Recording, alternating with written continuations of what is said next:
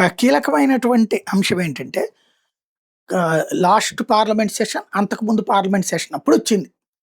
రాజధాని అమరావతి రాజధానికి సంబంధించి చట్టబద్ధత కల్పించేటటువంటి తీర్మానం ఈ సెషన్స్‌లో పెట్టబోతున్నారు అంటూ రాశారు. మంచిది. అసలు చట్టబద్ధత లేదని నాబోటోళ్ళని చెప్తే తిట్టిపోశారు. తప్పుడు నా మీదన పెద్ద పెద్ద వీడియోలు కూడా చేశారు. చట్టబద్ధత తెలీదా? ఇదిగో ఈ కాగితం చూడు, ఈ కాగితం చూడు అని. పాపం వాళ్ళు మరి ఏం చదువుకున్నారో తెలీదు. వాళ్ళు ఎట్లా జర్నలిస్టులు అయ్యారో కూడా తెలీదు. అదే ఇప్పుడు చట్టబద్ధత కల్పిస్తామని మళ్ళీ చంద్రబాబు గారు అనగానే మళ్ళీ చప్పట్లు కొట్టడం బిగించేసేశారు.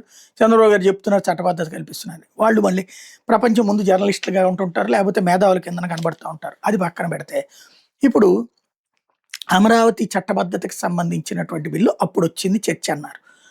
ఆ సెషన్‌లో జరగలేదు. తర్వాత ఏం రాశారు, అమరావతికి సంబంధించిన చట్టబద్ధతకి సంబంధించి ఒక డౌటొచ్చింది. లీగల్ డిపార్ట్‌మెంట్ రాష్ట్ర ప్రభుత్వాన్ని అడిగింది. ఎందుకంటే 2014లో రాష్ట్ర విభజన జరిగింది జూన్ 2న.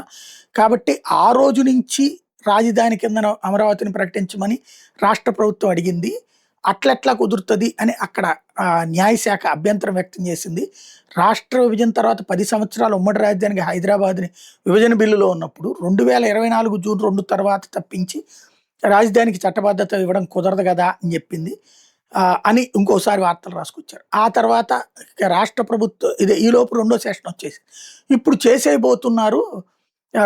ఇలాగ రాష్ట్ర ప్రభుత్వం కూడా 2024 జూన్ 2 నుంచినే పెట్టండిలే రాజధాని. అంతకుముందు ఆ 10 సంవత్సరాలు రాజధానికి ఇచ్చినటువంటి నిధులన్నిటిని కూడా టు బీ క్యాపిటల్ అన్నటువంటి పేరుతో ఇచ్చినట్టుగా రాయండి అని చెప్పి అడిగింది అని చెప్పారు. అయిపోయింది. 2024 జూన్ 2ది అన్నటువంటి ప్రాతిపదికన మొన్నటి సెషన్ అయిపోయింది. ఇప్పుడు అసెంబ్లీ బడ్జెట్ సెషన్స్‌లో ఇది ఖచ్చితంగా పెట్టబోతున్నారు చట్టబద్ధత అన్నటువంటిది. మన చంద్రబాబు గారు చెప్పారు, లోకేష్ గారు చెప్పారు, పవన్ కళ్యాణ్ గారు చెప్పారు, అందరూ చెప్పుకొచ్చారు. ఈ సెషన్స్ అయిపోవచ్చినాయి. మరి రేపు ప్రభుత్వం ఏదైతే బీజేపీ ప్రభుత్వం విప్ జారీ చేసింది రేపు 9, 10, 11 అప్పుడేమన్నా పెడతారా? దానికైతే విప్ అక్కర్లేదు. మరి ఇప్పుడు ఏదైనా ఇంకేదైనా మరి అసలు ఈ సెషన్‌లో పెట్టబోతున్నారా లేదా? అసలు కేంద్ర ప్రభుత్వం నుండి రాష్ట్రానికి ఏమి సమాచారం వచ్చింది?